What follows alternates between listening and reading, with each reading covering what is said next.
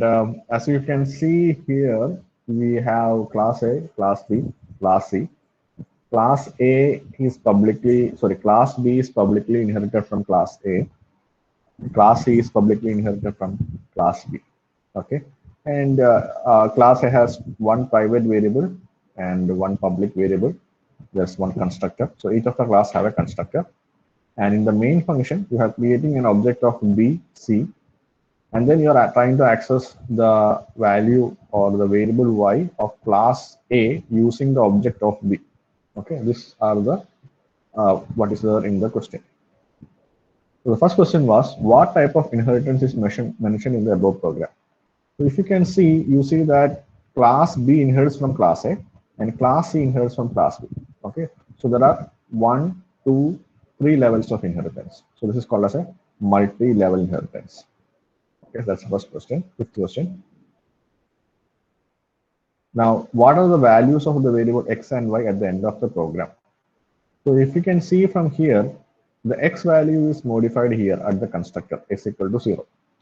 Okay, so when you create the object of the child class, the constructor of the base class or the parent class will be called. When you create an object of B, the constructor of the parent class, which is A, will be called, and it will assign the value x equal to 0. After calling the constructor of the parent class, it will call the constructor of its own class. So it will call B. Okay. Similarly for C also. And after the creating the object of C, we are assigning a value of 10 to y. Since y is a public variable and B inherits from A and C inherits from B, the object of C will be able to access the value of y. Okay, but it will be private for C. Okay, fine. So it will be, yeah, so there is one small change. So here, actually, this will give an error because we are trying to access, this is fine because object B is publicly inherited, because of which y can be accessed by the object of B, which means y is equal to 10. So the answer is x equal to 0, y equal to 10. Now, mention the line number of the constructor which will be called first when the line number 26 is executed. Let's see what is line number 26. Line number 26 says, we are creating an object of class B, B space obj B, which is the name of the object. So when you execute this line number, first the base class will be called. So, or the parent class will be called. So for class B, the parent class is class A. So first the constructor of the parent class will be called, and then the constructor of the current class. So when you execute line number 26, first this constructor will be called, which is line number 8. Okay, so the answer is line number 8. So you can just write 8 here. Next, mention the line number of the constructor which will be called last when the line number 27 is executed. The 27 is, we are creating an object of class C, C space obj C. So when you create an object of C, first the base class will be called, and then the child classes. So for class C, the base class is B, whose base class is A. So first the constructor of A will be called, then the constructor of B will be called, and finally its own constructor, which is C. So the last constructor which will be called is line number 21. Okay. So the answer is 21. Now choose the correct answers, correct statement. So there are multiple answers for this. The first statement is variable x of class A is accessible to object of class B because it is public inheritance. So let me see what is x. So x is private variable. If it is private, it cannot be accessed anywhere outside the class, whether there is an inheritance or no inheritance. Because of which you cannot access this x from any object of B and C. Okay, so the first statement, the variable x of class A is accessible, is false. Second statement, variable x is not accessible of object B because it is private variable. That is correct, because since x is private, you cannot access x using any objects or anywhere from outside this class.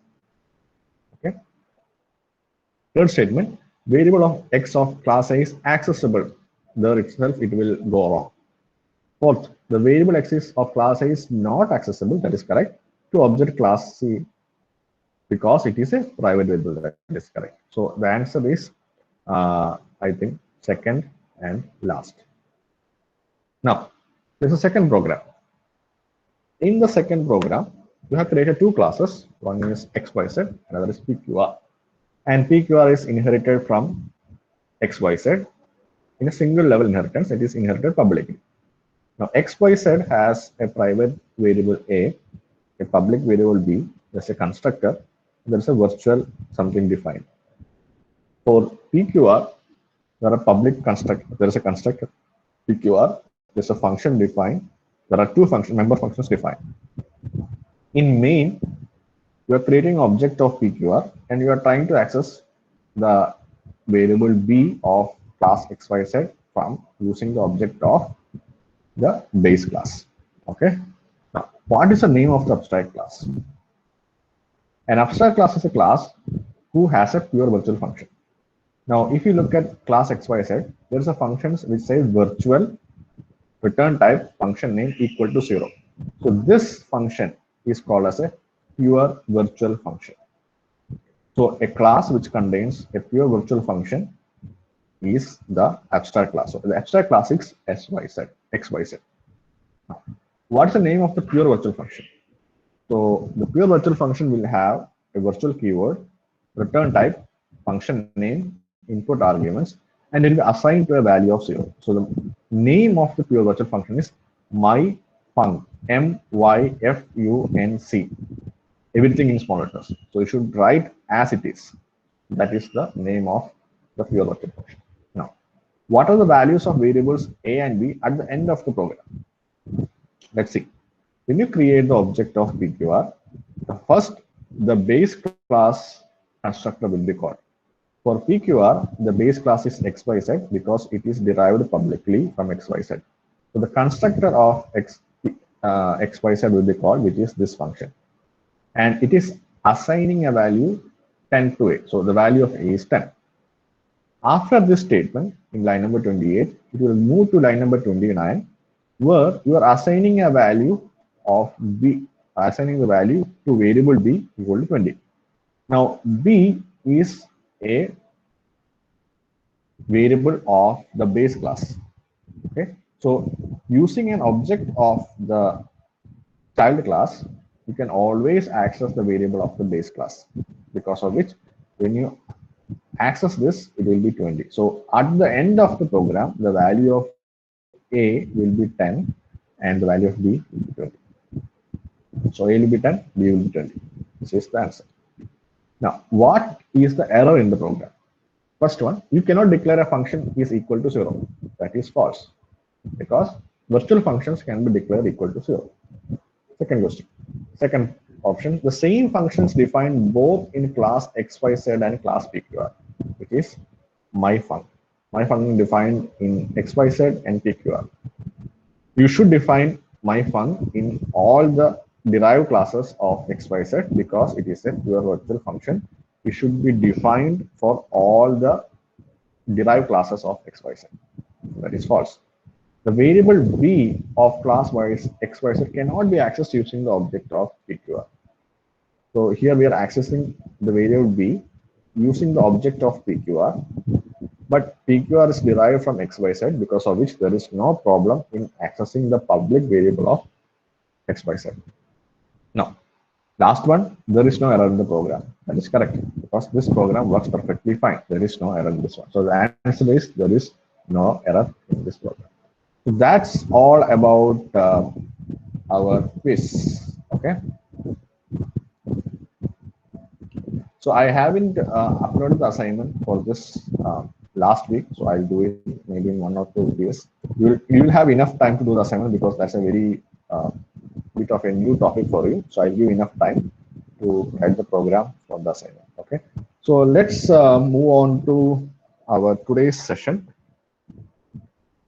Today, actually, we should start with pointers to objects.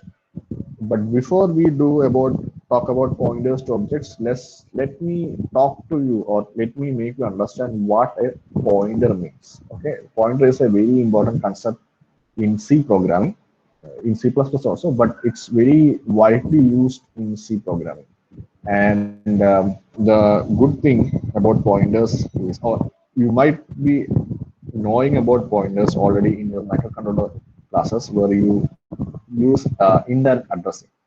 So the indirect addressing in microcontrollers is basically your pointers in C. Okay? But pointers are very powerful. If you don't use it properly, you will end up having problems. Okay, and let me give you a small introduction, or let me just try to write a program and explain to you how internally this is working. Okay, so let me just.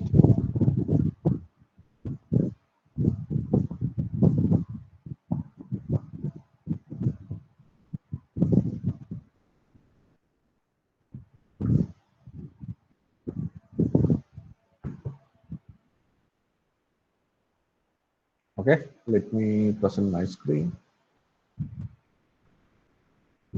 Okay, let me tell you, pointer is a bit of a complicated concept, but if you understand how a pointer works, that will give you a better understanding of any type of programming. It need not be C++ or C or any program, but the concept of pointers is an in-depth concept, and I'll try to make you understand as much. I'll try as my best as possible, because when I started learning pointers in my first year of my BTech, I didn't understand pointers at all. Like for the next 4 years, I don't know pointers at all. So after doing a lot of programming in pointers, then only I could understand the concept of pointers. Okay, but I'll try to make it as simple as possible. Let me see. Okay, just give me a second.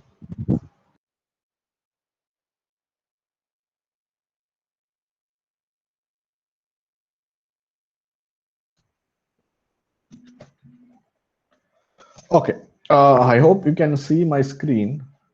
Okay, fine. Okay, let me write a program.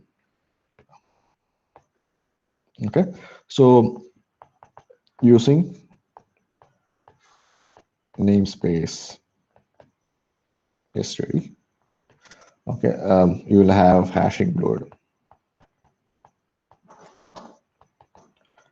iostring .h. All these things are there. Now, let me write a simple program wherein which you have main function which returns 0, and you will declare a variable, let's say int a, which assigns a value 1. Okay, so when you do this, what is happening is you have a RAM. This I have already explained to you. There is a RAM. Okay, inside the RAM, the software or the C program will be allocated a particular memory, big memory. Okay, and inside that, it will allocate a small memory for A. Okay, so let me draw it in a bigger scale, otherwise it will be a bit difficult to visualize. Okay, so your RAM is like this.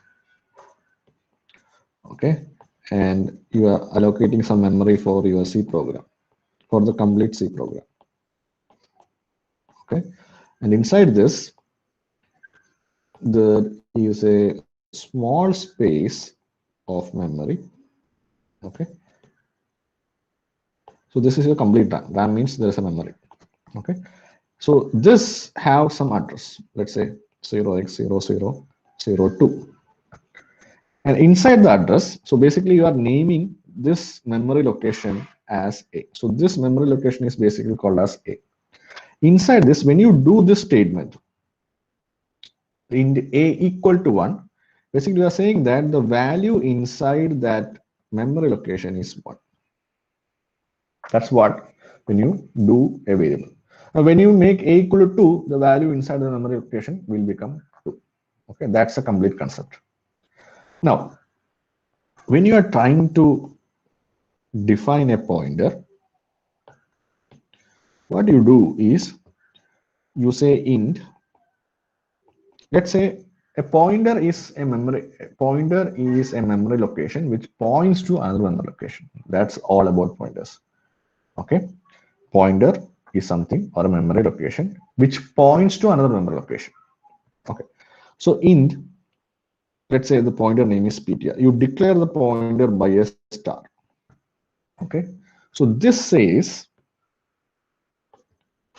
let me write in a different color. So this says ptr, that's the name of the pointer, points to a memory location which has an int value. So what is it then? It says that ptr points to a memory location which has an int value inside it. Okay, let me draw that. Let me make this memory a bit more bigger so that I have enough space to draw. Let me complete this. Okay, so what it's saying is you have another memory location like this. Let me put in black. Okay, it has some memory address 0x1111. So 0x means in hexadecimal. Okay, and this is ptr. And it's saying that this is pointing.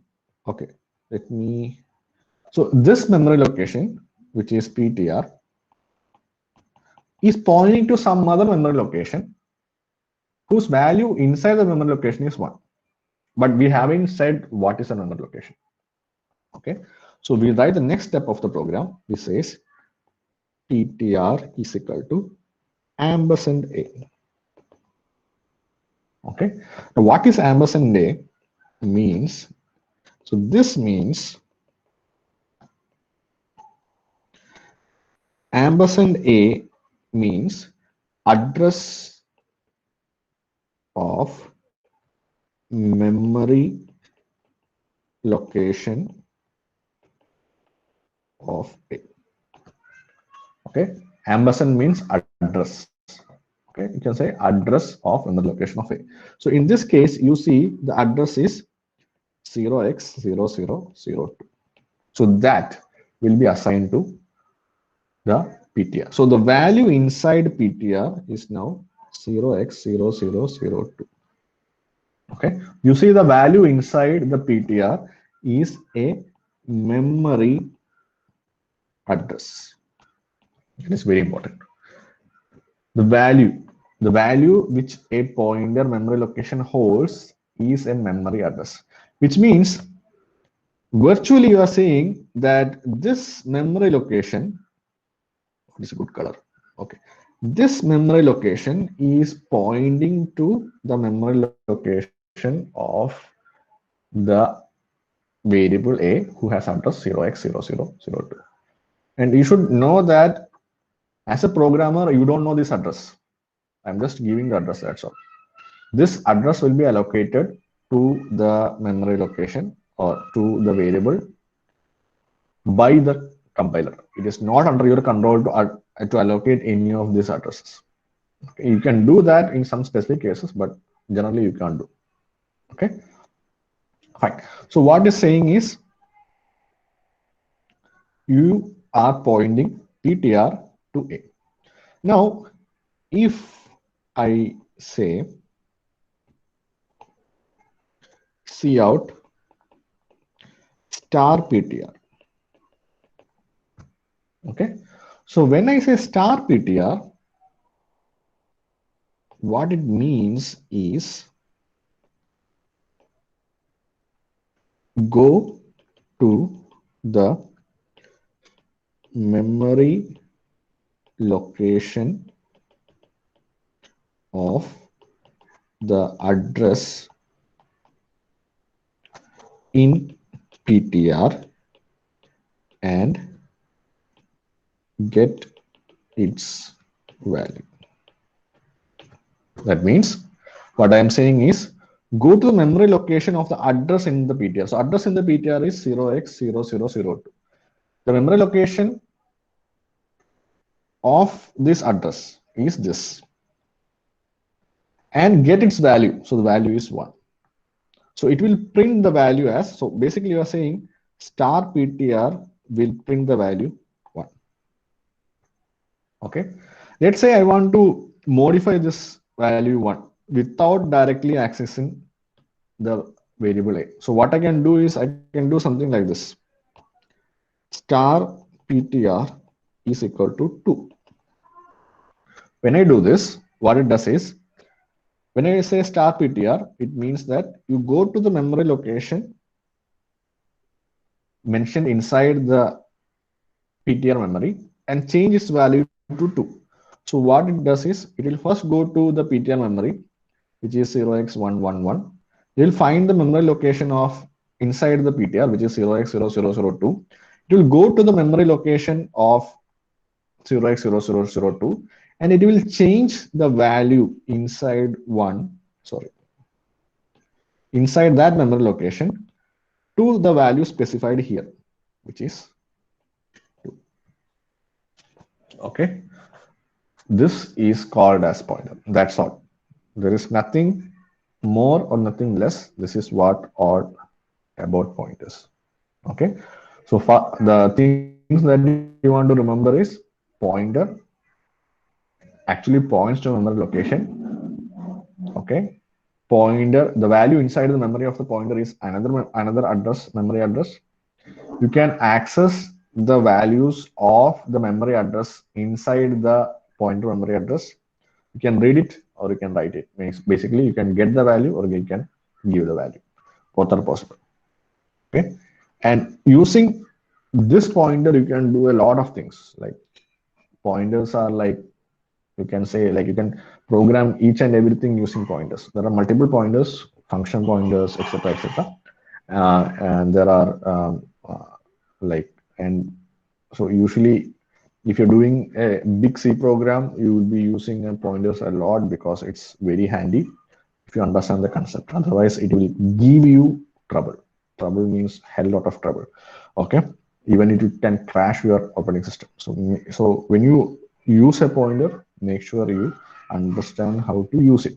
Okay, fine. Now let me ask you a question. Okay, maybe I like the program.